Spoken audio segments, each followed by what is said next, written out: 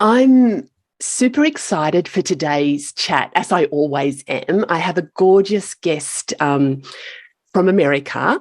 I've got Clare MacGoey, and I've known Clare for the past, I think we met 2 years ago as part of our spiritual psychology studies.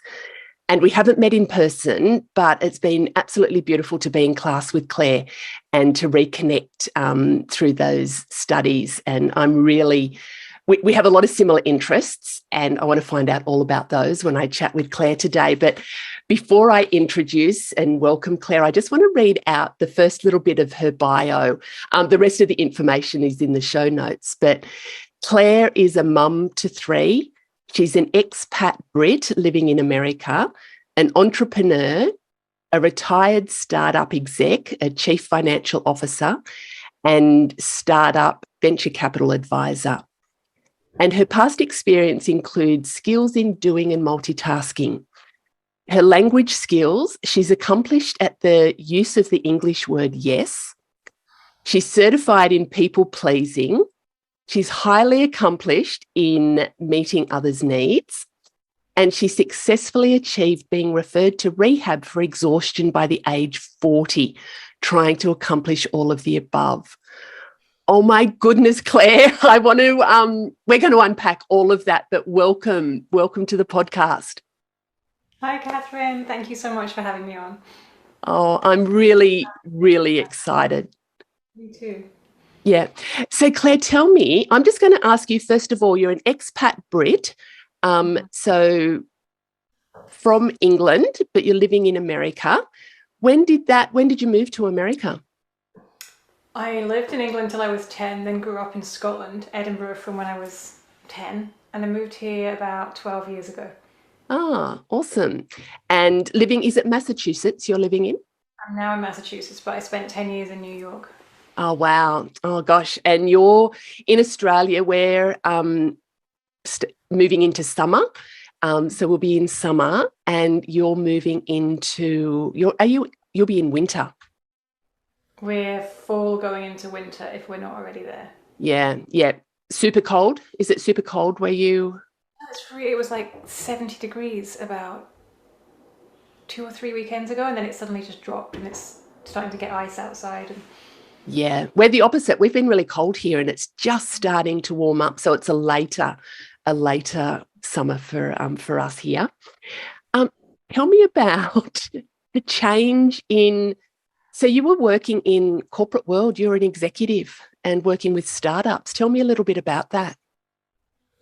Yeah, I got in. Well, I had my own business. I was an entrepreneur in the UK, in Edinburgh, and did that for 5 years before I moved to New York. And then my compromise, when I couldn't really start another business straight away because I had to get a visa, was to work in startups doing finance, which was what I did before I was an entrepreneur.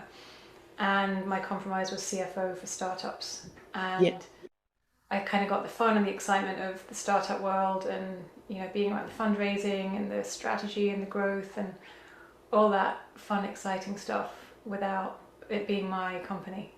And it was great fun and I loved it. And I started to realize I was always the only female on the leadership teams I was on, and I was always the only parent.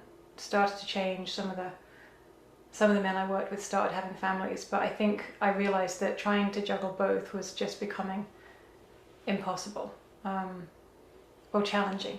Yeah. And do you know what? I've been there as well, working with young kids, and I know a lot of our listeners are in that space as well, that they're balancing raising families and work as well. Yeah. And Yeah. I'm not saying it can't work. My setup just wasn't geared up for it. My husband was working as a CFO and he was in private equity as well. And then it was just a lot of carrying for both of us on the doing and Yeah. the work side. So what happened then? So you were working in that space and found it really exciting. Yeah. It sounds busy. Like it sounded. It started to stop being exciting when I started getting sick. I was just constantly exhausted, constantly. There was things that I just put down to pregnancy, and then it would be the newborn phase, and then I would be like, well, it's just, I've got a new baby, of course I'm going to be tired, and I was constantly at the chiropractor, then it was constantly the doctor, then it was more blood tests, and it was always kind of seeing either being pregnant or postpartum. So there was always kind of an excuse. It was always like, well, of course you're going to be tired, and of course you're going to feel it. Yeah. And because how old are your children? How old are your kids? 8, 6, and 3, nearly 4. Okay, so they're young. Yeah, they're little ones there. So you were working, but also always this tiredness and always sick, but couldn't really get a clear mystery illness. Just like somebody suggested Lyme disease, or there was tests for autoimmune disease. There was always another test for something else to try and rule out, but no clear. Here's what's wrong with you, and here's a magic pill that will make it all go away. Okay, so what happened then? What happened? So I took a break from working full time. I decided to take a 3-month kind of mental health reset and decide what I wanted to do. I got a career coach. Never finished that, but in my 3-month career break, I found out I was pregnant again with my third. I had 2 at the time, and I was like, oh my God, I can't, I just couldn't go and take on another full-time CFO gig while trying to deal with that. So I started consulting. I had a kind of small consulting practice, and I did advisory for VCs and startups. And I just still found my energy was always low. I was always trying to kind of spin plates and juggle and please people, and I was awful at saying no to anything. I just couldn't do it. I was like, couldn't be seen as not a nice person or a bad person, or, I remember one day when I was working for a client, and one of my best friends had just died. I found out that morning, and I was heartbroken, and I was sobbing, and I was crying, and my client had asked me for something that they wanted, a report and some numbers for that day, and I remember texting her and just saying, I'm sorry, I've just had a close friend pass, and I can't get this to you today. It'll have to be the next couple of days, and she wouldn't take no for an answer, and I just remember sitting there and sobbing, and the whole, just sitting there and putting myself on my laptop and through like streams of tears. I was like, and I look back and I was like, in so much injustice of how dare she make me work. Right? Yeah. Made me. So what happened then? Did you do that, or was that kind of a breaking point for you, that realization? It was before the breaking point. It was in the run up to the breaking point. And then I think when I was still, my middle child at the time was going through some developmental delays and diagnoses, and we were in developmental pediatricians with him, and I was running him around to speech therapy and occupational therapy and physical therapy, and trying to coordinate, just all of this stuff. And it was just, and I was going to my therapist every week, and I was like, I don't know how I'm supposed to do all this. And she'd let me vent, she'd brainstorm with me, and I think she just watched me getting more and more and more burned out. And eventually she went, Claire, she's like, she tried to get me a break at a hotel. She's like, you need to go to a hotel and sleep for 2 days. She's like, go tell your husband and just take a break, go to sleep. And I was like, okay. And that became a bit of a negotiation for kind of his schedule and when we could plan that. And he's like, well, maybe we can work it in 3 weeks from here or something. And I'm like, you're not hearing me. No, that's like scheduling in the almost having the breakdown or the check-in before you have that. Yeah, that's interesting. I was big. I'd had some blood tests after. I was desperate for almost desperate for just give me the worst diagnosis possible, so somebody can just put me into bed give me a sick note for 2 weeks or something. But nobody. I never got it. It was like, that's interesting, isn't it? That almost wishing that there was something that almost legitimized that you could have. So I could get a permission slip, because I wouldn't give myself the permission slip. It's like I needed that permission slip to be able to take a break and stop driving myself and trying to keep everything spinning. Oh my gosh, I can, what you're sharing there, that sort of putting other people's needs ahead of your own, I've in the lead up to things, and then when you start looking after yourself, it's just like, oh my gosh, when can I even schedule this in? I'm working with a client at the moment who she could be your twin sister, I think. And I think she could be your twin sister.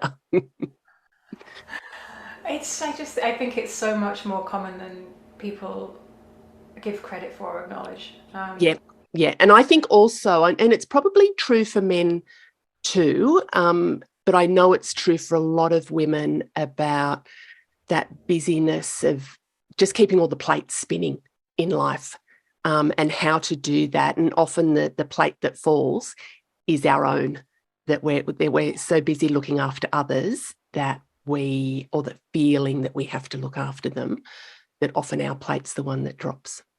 Completely, and I think it's conditioning as well, and intergenerational. And I never Yes. saw my parents stop and take a break. I never saw my parents take care of themselves or put themselves Yeah. first. It was a mentality of you rest when your work's done. And for me, the work list or the to-do list just kept getting bigger and bigger and bigger. And I was like, I couldn't ever give myself permission to just stop, because there was always something that had to get done. The list was getting bigger, and the bigger the list got, the more stressed I was just trying to hold it all together. Yeah. Do you remember, I'm just curious, do you remember your self-talk then? Like what you would tell yourself? Yeah, it was constant victimhood. This is so, like, I wish somebody could just see how much I was carrying. Like, it was just a need to be seen. It was like if somebody could just get it, they'd understand, and they'd be able to give me, I don't know, tell me how impossible it was what I was trying to do. I kept searching for the magic solution. Like, I kept telling myself I was doing it wrong. Like, other mothers must be able to do this. There must be the playbook that I just haven't got the right, somebody hasn't given me it. If I just find the playbook with how to do it and balance it all, then I'll figure it out. That's so common, I think, and I've experienced that as well. It's just like, am I doing it right? I don't know what I'm doing. It feels like I'm making this up as I go along, and I feel like I'm doing it wrong. Excuse me. It just never occurred to me that it just wasn't possible what I was trying to do. I was just, I was living in Manhattan, in New York City. It's an energy of go, go, go. It's just, you're surrounded by people who are all kind of on a similar treadmill and all trying to prove their own worthiness and be somebody, and keep everything going. And you're not in an energy where there's any room to kind of just pause. Actually, that's interesting. I haven't been to New York, but the way you've described that is how I would imagine it as well. So what happened? Did you get some time, like, tracking back to scheduling in a break for yourself? Did you get to have that break? I tried to schedule a 2-night break in a hotel to sleep and just recover, just put myself back together when I was so burned out. And then eventually my therapist realized that wasn't happening, and she's like, look, you got to go to rehab for exhaustion. And I was like, what? I was like, you can go to rehab for exhaustion? I was like, that's a thing? She was like, yeah. I was like, what do they do? She's like, they'll let you sleep. They'll let you get lots of rest. Wow. So your kids would have been really little. You would have had my youngest was less than a year. He was maybe 10 months. My middle was 2. My oldest 4, I think, 4 or 5. So what happened in rehab for you? I didn't end up going, but being given that permission slip, that almost like validation, or that somebody was seeing me for how broken I was, and there was really a way that I could go, and there was somebody that could help me. It almost just opened up space for, okay, something has to give, something has to stop, something has to change. And I did. I phoned the rehab place. I was all set for going. I told my husband, I was like, he came home from work early for the first time ever. I was like, oh my God, he's dead. Oh, so it's almost like the permission slip that you got then almost had this flow-on effect that others could see that you're exhausted. That they probably could see it anyway. I reckon they could probably see it anyway. You could, looking back at pictures of myself, I was like skin and bone. My eye was just like, I was emaciated looking. I was just gone. There was no life left in me. I was getting out of bed in the morning, and my body was in so much physical pain. They didn't know if it was fibromyalgia or I couldn't, whatever. I was on my hands and knees crawling out of bed for the first few minutes every morning. I was in so much pain I couldn't walk. Oh, wow. Go and get my kids out of bed. Like, when I heard them crying, I'd have to just crawl because I couldn't put weight on my feet. I was in so much pain. Oh my goodness. Isn't that amazing how the body tells us, the mind tells us. Sometimes we don't listen, do we? Sometimes we don't pay attention. Or like you said, needing that permission slip to... An official permission slip that was, here's your sick note, here's what you've got, here's a permission slip to rest, or, do less, or, I don't know. So how did that change then, once you were kind of given that permission slip? How did life start changing for you? Well, I knew I had to do something, and it was either rehab or something else. And I ended up doing a process called the Hoffman process, which was my alternative to rehab. I don't know if you've heard of that. It's like a 7-day. You go off the grid. You hand in your cell phone. You don't get it back for 7 days. There's no outside contact with the world. There's no contact with your kids. You're just in the immersion in the process. So where did you do that? Did you go somewhere to do that, or was that just part of the... Connecticut. Yeah, it's residential. You're in for 7 days, and do you know, it gave me such a reset. It really helped me. I fell in love with myself. Sounds crazy, but I didn't know what self-love was. You know, if somebody said self-love to me before that, I'd have probably been like, yeah, I'll go and get a massage, or I'll get a pedicure, and I didn't really get it. So I came out just glowing of compassion for myself, compassion for my kids, my parents, everybody in my life. It was just an elevated state I came out in. Wow. And just a massive acceptance for how cruel I'd been to myself and how much I'd been trying to do that wasn't humanly sustainable. Wow. Tell me more about how, because a lot of people, I talk a lot about self-love and how you go about that. What was sort of the process, Claire, to get to that stage? Because it does sound like it was a little bit of a rehab for you. It was like that reset. Yeah.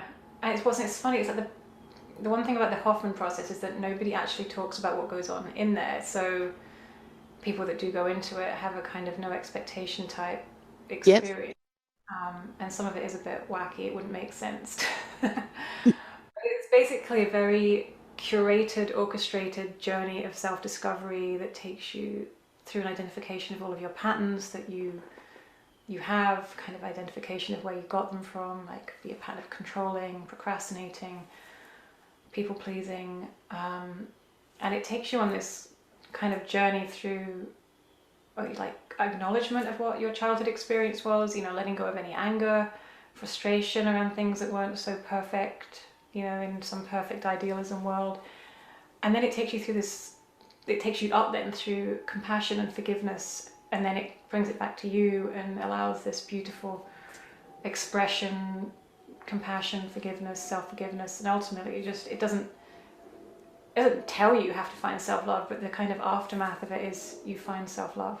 Yeah, I love that so much, and it's about really understanding who you are at your core. And I could imagine that you were so busy before that wasn't even a priority for you to take that time. It was a massive paradigm shift for me. I released so much. They call it 10 years of therapy in a week. So I let go of so much. There was like expression, there was anger, expression stuff, and a somatic type of expression. And it was very raw and a lot of tears and a lot of very healing and I just came out feeling very light and energized. Yeah.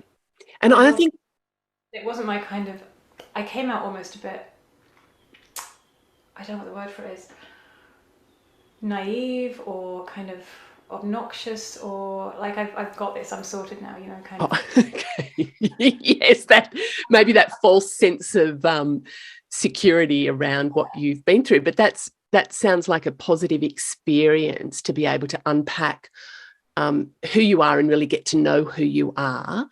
And also the forgiveness for me is a big piece in self-love. I think myself included, but a lot of people that I know and work with, very, very critical and very judgmental of self and, sometimes of others, but it's about forgiving the way that I've spoken to myself, the way I've treated myself, and that compassionate self-forgiveness. I find that's a real, there's a real kind element about being kind to myself is part of self-love for me, and really acceptance. It's about accepting myself as I am without the but or the if I only did this differently. It's about that true acceptance of who I am. That's where my self-love, I kind of, I don't know if struggle's the right term, but I'm a bit like you too. Self-love, yeah, sure. I spend some time for myself and I go get my hair cut but it's actually, for me, it's much deeper than that. And it's really, I did some work, mirror work, from Louise Hay, when you just look in the mirror of a morning and just look into your eyes in the mirror. And I would say to myself, I really love you. And the first times that I was doing that, I'd go, yeah, I don't know. It just didn't feel right. And then it was just this continuation. And then there was one day that I just went, actually, I really love you. I really, really, really. And it was almost like I could feel, like you were saying, this lightness and this, it was beautiful. It was beautiful. But that's only been the last, recent, probably 10 years, like I'm 56. That's only been the last recent sort of the last 10 years or so of my life that I've been doing that. So my goal is, if we can share some tips with people, it might help. Everybody's got their own journey, but if we can sort of give some, pearls of wisdom that maybe people don't have to go down our paths. Yeah. So yeah, and I will say that for me, the Hoffman process, it was amazing and it was a paradigm shift I needed right then. But I realized coming out of it, I didn't change enough in my life. Like, I kind of went back to the same environment and the same triggers and the same to-do list and the same life. And before long, I was, finding myself pretty much back in the depths of. So I then had to do the real work, which was, how do I create a sustainable way of finding that, compassionate way to live, and wholehearted living, as I kind of call it. So what does that look like for you? How do you do that? Well, sorry, that's a big question. There's a lot to. I was just I'm looking at Claire, and she's kind of like, oh, how do I even answer that? Yeah. Well, I can tell you, I had to completely, just let go of my to-do list and not live and die by that. I used to measure myself on how many things I got off my to-do list before I went to bed, and I'd still be in bed on my phone sometimes, being like. And now I almost laugh at myself. I'm trying to get validation from that, and I have to rethink how I get validation and get my, high fives for myself, like going for a walk every day out in nature in the woods. Do that every day, high five myself for that. Before, I'd be like, oh, what a waste of time. Who do you think you are, going for a walk? And now it's like, well done. If you did one thing today, you drop the kids at school, you go out for a walk, and I'll do that before scheduling any clients, before emails, before anything. It's almost like your priorities have shifted. And I used to always feel I couldn't say no to scheduling, to clients. I'd always try and jam more in than I physically had. I had to, one good awareness trick I did, I think I did this a couple of years ago when I was doing executive function coaching as a client. I thought I was still on the track of, if I can just figure out how to maximize my time, I'll be able to do everything I want to do. And I had, it was almost laughable now looking back at that. I've got the whole game wrong. I don't want to do all that stuff.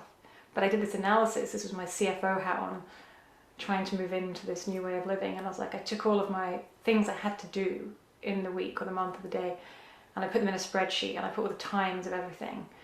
And then I was going to do my ideal kind of, budget of how I was going to spend. And I realized that all the things I was trying to do were literally double the amount of available hours I had outside of sleep time. And this really annoyed me. And I was just like, oh. And I must have sat there with the spreadsheet, honestly, for 2 weeks wrestling, maybe even longer, back and forward, like what I could cut out, what I could give up. And it was brutal. But seeing it on, a spreadsheet, which was my old way of doing it, literally, there was no getting around it. Like, I was constantly trying to do double what I had physical human capacity to do, and stuff had to give. So I got really good at learning to just accept I can't do the 150 things I want to. That's a really important bit, accepting that you can't do it all. I have experienced that, not so much now, but a lot of my clients are experiencing that, and they feel that they have to do it all, and you can't. So that sounds like a really interesting and powerful exercise, just to sort of look at how long things actually would take, and get a different perspective. It was not enjoyable at all. It was brutal, and it was like there was no Yeah. fun coming out of it. It was just sitting there with going, oh, what do I have to give up? What am I wrestling with it? But it was so worth. I needed to go through that, and I have to do that every now and again. Like when I suddenly find that things are creeping in, and I almost have to give myself one in, one out mentalities. Like I've gone through periods of I love training, I love, personal development, and I always feel like I can't just experience something. Like I couldn't, for example, I'm training to be a heart math mentor. I couldn't just, be a client of a heart math mentor coach and learn the heart math. I have to go and, do the mentor training, or, same applies to probably 4 or 5 different modalities. And I had to get a bit brutal with myself and be like, no, you can experience these things as a client, and you can give yourselves an hour a week, but you are not going to go and do training on, this and this. You want to do a training, but finish this one first, and then you can start the next. Oh, wow. So it sounds like some self-discipline there as well, and also maybe a bit of a need to, like you're putting some extra pressure on yourself about needing to go and become accredited in these things instead of just maybe experiencing some. It's like the drive that I used to have working in, finance, corporate, Yeah. and startup world. It was always do more, do faster, do more. And I've had to take that and reverse it and like prize myself on doing less. And it's a complete reverse engineering on how my brain has been conditioned to work. Yeah, And yeah. I've experienced that. Prior to COVID, I was busy. I was busy, really busy in life. And I was sort of saying to myself, I need to slow down. And a little bit like you, I didn't do the spreadsheet analysis, but I just was going, do you know what, this is not sustainable. I need to slow down, and I need to look at a different way of working. And then COVID hit and my business just stopped. And it was just like, holy shit, that's not what I was wanting. I didn't want to just completely stop. You know how the universe sends messages in funny ways? And it was just like, oh my goodness. So for a couple of months, I was just like, I've got no work. I've got zero work. And I was really in this panic stage. And then I went, do you know what? This is a great opportunity to actually do what I was wishing that I was going to do, is to look at how I was going to redo my work. And then once COVID sort of was, upon us for a couple of months, things did change and my work picked up, but it was a very, very different pace. And I've been able to, I don't know if it's 100% sustaining it, but I've been not so busy, and I've been probably achieving much more. So it's how, by slowing down and being in that being energy instead of the doing energy, I've actually achieved more, I think, and I felt much more peaceful about it. oh, I believe it. I believe it. My goal was always that it was the do, have, be mentality. If I do more, then I'll have the kudos of Yeah, the title or the recognition or the money or the whatever it was, and then I'll be happy and fulfilled. And it was always constantly, I'll be happy when, or I'll be fulfilled when, or I'll be when. And it was like when it was a hamster wheel. There was never any. It never got there. It was always the next thing or the next thing. And there was always, so now I've just accepted that it's what you've just said. It's I have to be. I can choose to be in that energy and feel enough, yeah, and feel happy and feel uplifted and energized, and by doing that and getting into that energy, making that my priority of my day before I go and try and do a session with a client, or open my emails or anything, it just, the rest flows. yeah. And it's like it's just also back to front, but we're taught it's the other way of the do more, have, then be. And you probably, have the kids noticed a difference? Or I maybe, think definitely. I mean, it's hard to, because they're growing and they're in different developmental phases anyway, but yeah, I mean, they get a totally different version of me now than they got I'd say, kind of my crash and burn and wake up. yeah, probably a bit more quality time with them, and things instead of, I remember when my kids were little, oh my gosh, it was just like, come on, let's go, go, go. And just trying to manage all their sports and my work and drop off and pick up and all the things. And I was saying to a girlfriend just these last couple of weekends ago, I don't know how I packed everything in. Like when the kids were little, I was sort of the primary taxi driver for them in the family and getting them from events. Yeah, yeah. And I was doing a lot of activity myself and my work. And I'm just like, oh my goodness, I don't know. I did it, but I can't keep that pace up now. I don't want to keep that pace up now either. That's a very different energy for me there. Yeah, I'm accepting that the more I overscheduled them with, activities and running around, which I've gone through periods of doing, all I'm teaching them is you have to be busy all the time. And then when they're, adults, they're not going to be okay just sitting and being without the need to do something. Yeah. And it's about breaking that cycle, isn't it? It's about breaking the cycle. And you've done a lot of work with Dr. Joe Dispenza. And come to that and say that's one of the transformational things that's really helped me in the last 2 years. Yeah. What was that? Because some people, so for those people, Joe Dispenza, there'll be details in the show notes there. What sort of things have you, like I love his work, and the breaking the habit of being yourself is kind of the model that I use in life, but also with my coaching as well. So tell me what you've done through that process, Claire. I've read Breaking the Habit of Being Yourself. He has a process in the back of that you can do, which is a 5-week kind of self-guided discovery journey, which was incredible. I used that at the start of this year to let go of one of my patterns I was working on, which was fear. And, the amount of healing I got through doing that, and anyone can do it, if you just commit to it. I've done his online progressive and intensive retreat, which anyone can buy. I think it's $299. It's 25 hours of online training, but it's so worth it. Wow. I've done that twice now because I just wanted to redo it with a couple of friends and just re-experience it. And I got a different awareness the second time doing it.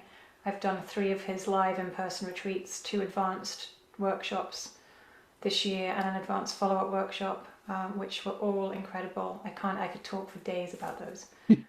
It's like some people have called it a spiritual rave. But the vibration and the energy through the retreat just it lifts and it lifts and it lifts. And I had, lots and lots of people have these crazy, healing or just experiences, and I had my own too. So I felt energy moving through my whole body. My head was doing these weird things in meditation. It was jacked back. My mouth started opening. I was like, what's going on? It was like my body was doing its own thing.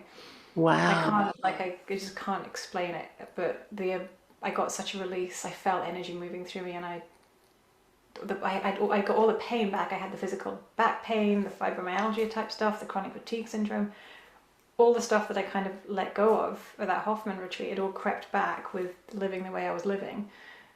And then at a Joe Dispenza retreat, I had it all go again.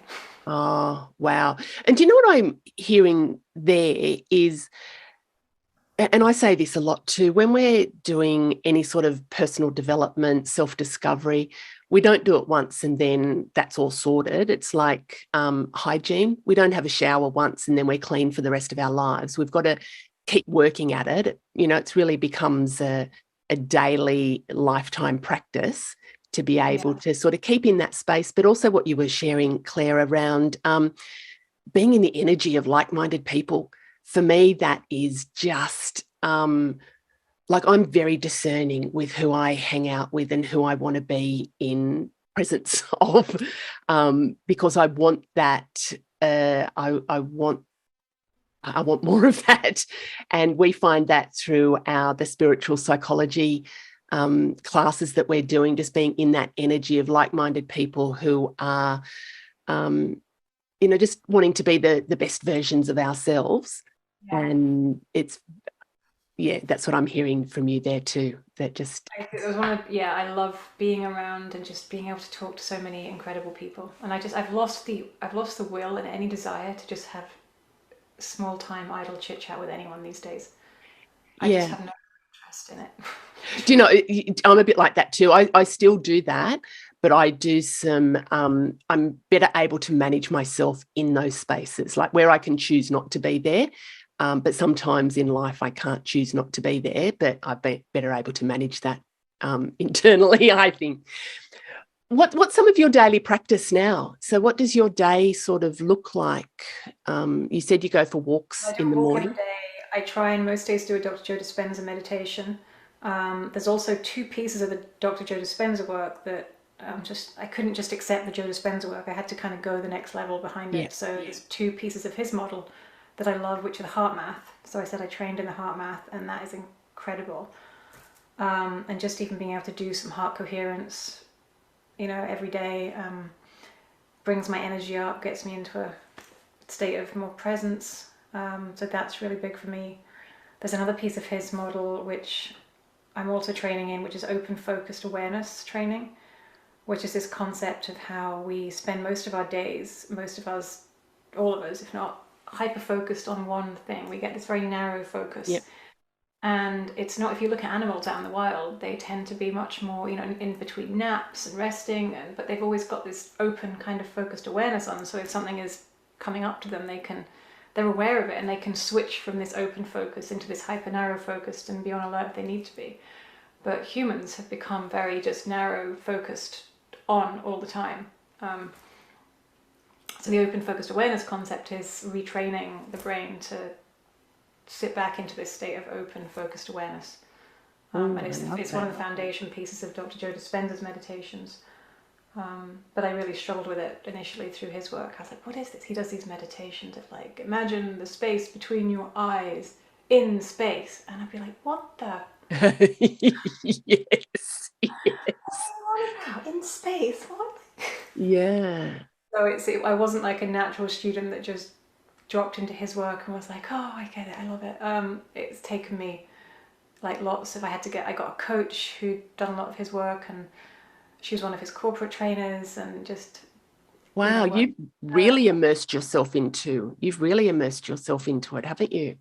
I find I get these blocks with some things, and I Yeah. procrastinate or can't get through a barrier. And when I really feel like my soul is drawing me to something, I'm like, we have to get through this barrier, no matter But what it takes.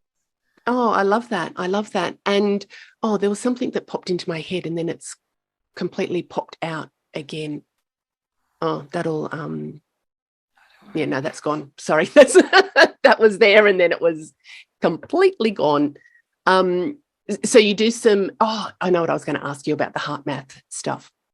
So you do some practice in the morning. So you're doing some of the I know what I was going to say about retraining your brain. There sounds like a lot of retraining going on for you. Oh, yeah. It's like neural rewiring is Yes. constant. Yes. It just has to become a foundation. It can't just be something I do in meditation or doing a mental rehearsal type meditation and then go back into the world of being triggered and being angsty about things. It's bringing it into my day to day being. Yes. Yeah. And it just integrating it into who you are. So not just a theoretical concept that I'll just do this activity, tick, done, that you've really immersed yourself into that being very different to how you were operating. Like it's a Yeah, full immersion. and knowing I'm not going to be perfect, knowing that I've spent the first 40 years of my life being stressed and Yeah. trying to do too much and reactive, and how people think it's normal to live, unless you want to go and get put on medication for the rest of your life. Yeah. Which I've got no judgment to, but I still find myself falling into kind of old neural pathways and having to go, okay, that was a signal, have compassion, do some work. And I've got this lovely tool I got from the Hoffman process actually, called recycling, which if I've gone through an event where I've found myself with a pattern, triggered, frustrated, angry, reactive, something that I'm letting go of, afterwards I'll go and find quiet space for 5 minutes and do this little neural rewiring process where I basically put myself back in that energy, and then I'll pull the pattern out of my body and I'll like morph it, change it, rub it in my hands, visualize the pattern changing, and then imagine this light energy going back into my body, and then put myself back into the experience with this new way of being, and I like redo it. I do a do-over. Yeah. Naturally, my instinct is to show up completely differently in the do-over. And it's so funny. It's like doing that mentally. Literally, you do that enough times, it starts to reprogram neural pathways so there's more worn ones with the alternative way of doing it. Oh, I love that. And the rewiring our brains, the neuroplasticity just fascinates me so much about how we can rewire our brains. We can do things differently, but we have to keep practicing. We need it to become a habit. We need to be able to recognize when we're kind of forming those old patterns, when we're slipping into the old patterns. Pause when it's happening and become the observer instead of being in it. Yes. Pause second for 1 second, 2 seconds, 3 seconds, whatever it is. And yeah, that's been a real big game changer for me, is about recognizing the patterns and just even stopping and having that pause and being that neutral observer of what's going on for me. And often that's enough for me to just go, oh, okay, yeah, you're in that old pattern. Sometimes it's the next step to say, oh, why is this happening? Why am I doing what I'm doing? And I get some insights from that quite often. Sometimes I don't. But then it's like, what do I want to be doing or thinking differently? And so it's about actually breaking that cycle, like Joe Dispenza says, breaking the habit of being yourself. It's about recognizing the patterns, having the pause, and then doing something different. So that sounds like you've got some techniques around how you do that personally.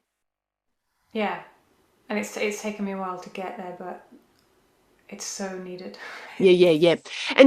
So you're working as a coach now. You've got your own practice as a coach. Is that right? I think I've scaled it down from what it was because I made a conscious decision that when my kids are this age, I want to have that presence and connection with them. So I don't do as much coaching as I want or I'd like, but I made a conscious decision that this is the amount that works for me. So I've got a boutique practice. I've got a wait list for clients. I keep it small. I keep it manageable, and I balance my training because I'm just still doing so much personal development stuff. Yeah. And you mentioned before about that wholehearted living. That's exactly what you're doing. That's what I sense from you. And when we connected, I remember you talking about that, and you have immersed yourself into it, and you certainly are living living the practice. Yeah, and I had too many clients for a bit, and it was getting to the point that the scheduling and the coordination. And I had an assistant, virtual assistant working for me as well. And it was getting too much. Yes. I was like, why am I doing all this? Like, I'm not living the version of myself that I'm trying to help others to find. I'm not being true. Yeah. Isn't that true? Like, I have often said to my clients, do as I say, not as I do. It's like, here's the theory, here's the practice, but in life, I'm not doing that. And it's about recognizing that as well, I guess, recognizing the patterns. Could I ask you, with the heart math, you were saying that part of your practice is connecting with your heart. Is there something, a little way that you could share with the listeners? Or maybe I'm asking too much there, but just for some of our listeners, this will be new for them as well. One of the basic techniques of the heart math is just quick coherence technique, and it's so easy. We can do it together now. Yeah, sure. So you close your eyes. It's probably easy. You can learn to do it with your eyes open, but close your eyes, put your hand on your heart just to focus your energy there on your heart center. And start to take a few deep breaths in and out. And steady it to a consistent breath of 5, 6 count in, 5 or 6 count out. And as you're breathing, imagine the breath is coming in and out of your heart center. Don't overthink it, just feel it, visualize it, imagine it. Imagine drawing the breath in and out of your heart center as if you're breathing in and out from this center space in your chest.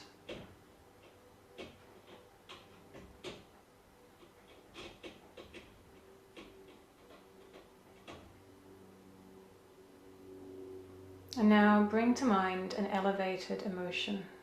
Bring it into your body. It could be love, compassion, gratitude, joy.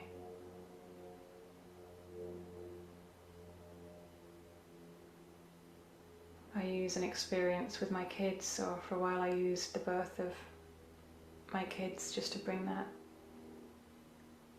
memory of that beautiful energy of joy and gratitude and love. It's something that elevates you. And keep breathing in and out of your heart center.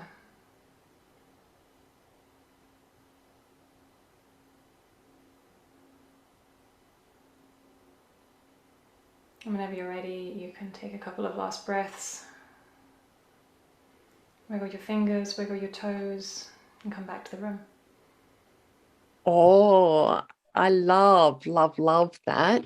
I had a beautiful image of our family when we were traveling in Italy, and it's just one of my all-time favorite family memories. So much fun and joy, and